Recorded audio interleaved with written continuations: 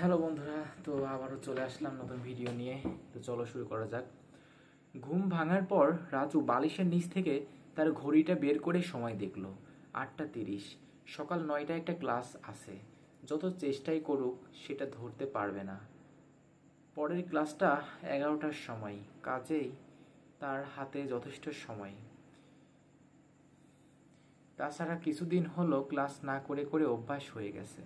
খুব সহজে আজকাল সে গুরুত্বপূর্ণ ক্লাস বাদ দিয়ে দিচ্ছে। দেখতে দেখতে তার জীবনটা কেমন যেন খাপছাড়া হয়ে যাচ্ছে। ব্যাপারটা সে বুঝতে পারছে, কিন্তু সেটা নিয়েও তার খুব একটা মাথা ব্যথা নাই।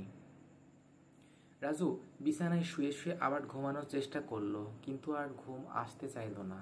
সে বিছানা থেকে উঠে বসে মাথার কাছে টেবিলে একটা কাগজ বই দিয়ে চাপা দিয়ে রাখা হয়েছে। রাজু কাগজটা টেনে এনে সেখানে চোখ বুলায়। আগের রাতে যে সমস্ত বিদেহী আত্মা তার সাথে যোগাযোগ করে নানা রকম অনুরোধ করে রেখেছে তার তালিকা। রাজু একটা দীর্ঘশ্বাস ফেলল। তার এই নতুন দায়িত্ব সে কেমন করে চালিয়ে যাবে? যদি উল্টোটা শুরু হয়ে জীবিত মানুষেরা খবর পেয়ে যায়, সে মৃত মানুষের সাথে যোগাযোগ করতে পারে, তখন কি হবে? এই কবচটির দায়িত্ব সে সারা জীবন নিতে পারবে না। কোনো একটি সময়ে কবচটা ঠিক জায়গায় পৌঁছে দিতে হবে, কিন্তু কোন জায়গায়টি ঠিক জায়গা?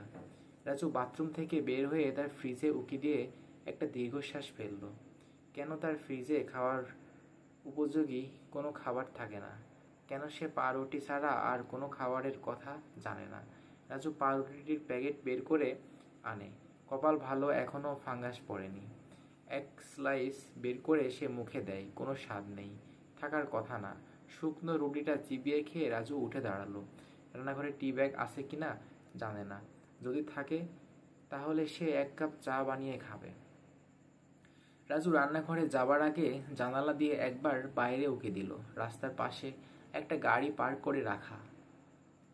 সেখানে হেলান দিয়ে একজন মানুষ দাঁড়িয়ে তার জানালার দিকে তাকিয়ে আছে। রাজুর চোখাচোখি হতে মানুষটি ঝট করে তার দৃষ্টি সরিয়ে নিল। রাজুর বুকটা কেঁপে ওঠে। তার কাছে যে কবচটি আছে সেটা কি জানাজানি হয়ে গেছে?